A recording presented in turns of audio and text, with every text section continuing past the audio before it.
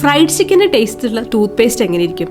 KFCയുടെ ഒരു fried chicken flavoured tooth paste ഇറക്കി.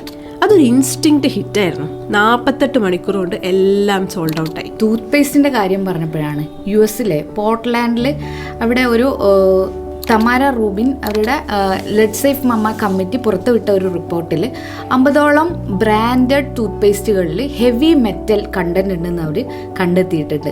Lead, arsenic, mercury, cadmium എന്നീ ഹെവി മെറ്റൽസ് ആണ് അതിൽ കണ്ടിട്ടുള്ളത്.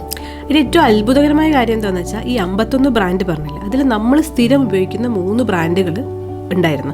ഒന്ന് കോൾഗേറ്റിൻ്റെ ടോട്ടൽ ആക്റ്റീവ് പ്രൊട്ടക്ഷൻ, വേറൊന്ന് സെൻസോഡിൻ്റെ സെൻസിറ്റീവ് വൈറ്റനിങ്, വേറൊന്ന് ക്രസ്റ്റ് എന്ന് പറഞ്ഞ ബ്രാൻഡിൻ്റെ ക്യാവിറ്റി പ്രൊട്ടക്ഷൻ. ഈ 3 ടൂത്ത് പേസ്റ്റുകളും ഈ ലെഡിൻ്റെ അളവ് വളരെ കൂടുതലാണെന്ന് ഈ സ്റ്റഡീസ് പ്രൂവ് ചെയ്യുന്നു.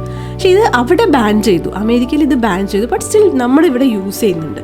എന്തുകൊണ്ടാണ് ഇങ്ങനെയുള്ള അവയർനെസ് നമ്മുടെ നാട്ടിൽ വരാത്തത്? നമ്മുടെ നാടിൻ്റെ കാര്യം എടുക്കുകയാണെങ്കിൽ ഇപ്പം ഈ റീസെൻ്റ് ഇയേഴ്സിലായിട്ട് നമ്മുടെ കേരളത്തിലെ തന്നെ ഒരു പ്രമുഖ ആശുപത്രിയിൽ ഒരേപോലെയുള്ള 15ഓളം കേസുകൾ വന്നു.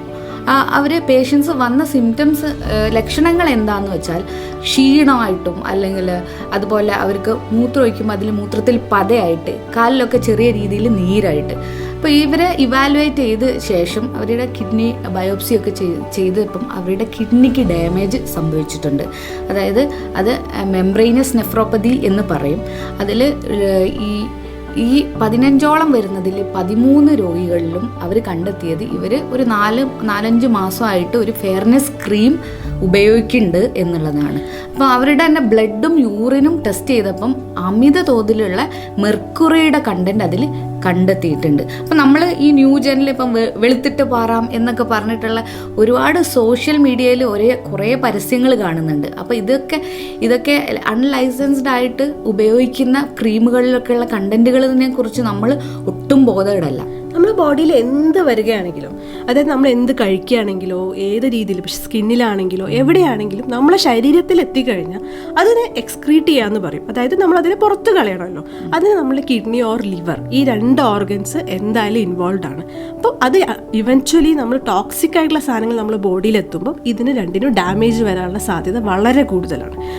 അങ്ങനെ മാത്രമല്ല, ഒരു പരിധിക്കപ്പുറത്തോട്ട് ഡാമേജ് വന്നു കഴിഞ്ഞാൽ നമുക്ക് ഒരു മെഡിക്കൽ ട്രീറ്റ്മെന്റിനും അതിനെ രക്ഷിക്കാൻ പറ്റാത്ത രീതിയിലോട്ട് കിഡ്നി ഫെയിലിയറിലേക്കോ ലിവർ ഫെയിലിയറിലേക്കോ ഒക്കെ എത്തുന്ന രീതിയിലേക്ക് ആയിട്ടുണ്ടെങ്കിൽ പിന്നെ നമ്മൾ ട്രാൻസ്പ്ലാന്റ് എന്നുള്ള ഓപ്ഷൻ, അതുപോലെ കിഡ്നി ഫെയിൽ ആയി ട്രാൻസ്പ്ലാന്റിന് വരെ ഒരുപാട് ലിമിറ്റേഷൻസ് ഉണ്ട്. അപ്പം സ്ത്രീകളിലാണെങ്കിൽ അബോർഷൻ പോലെയുള്ള കാര്യങ്ങൾ സംഭവിക്കാം. മെയിൽസിലാണെങ്കിലും ഇൻഫെർട്ടിലിറ്റി, ഇതൊക്കെ വളരെ കോമൺ ആണല്ലോ. ചില ആൾക്കാർ വിചാരിക്കും ഇത് കഴിച്ചാലല്ലേ നമ്മളെ ബോഡിയിൽ എത്തുള്ളൂ. പക്ഷേ നമ്മുടെ ശരീരത്തിൽ നമ്മൾ അപ്ലൈ ചെയ്താലോ അല്ലെങ്കിൽ നമ്മൾ ഇൻഹെയിൽ ചെയ്താലോ ഏതൊരു സാധനം നമ്മുടെ ബോഡിയിൽ അബ്സോർബ്ഡ് ആയി കഴിഞ്ഞാൽ അത് പുറത്തോട്ട് വരണമെങ്കിൽ നമ്മളെ കിഡ്നി ഓർ ലിവർ അത് പാസ് ചെയ്തേ പറ്റൂ. നമ്മളെ ഡീടോക്സിഫൈ ചെയ്യുന്ന അവയവങ്ങളാണ് ഇത്.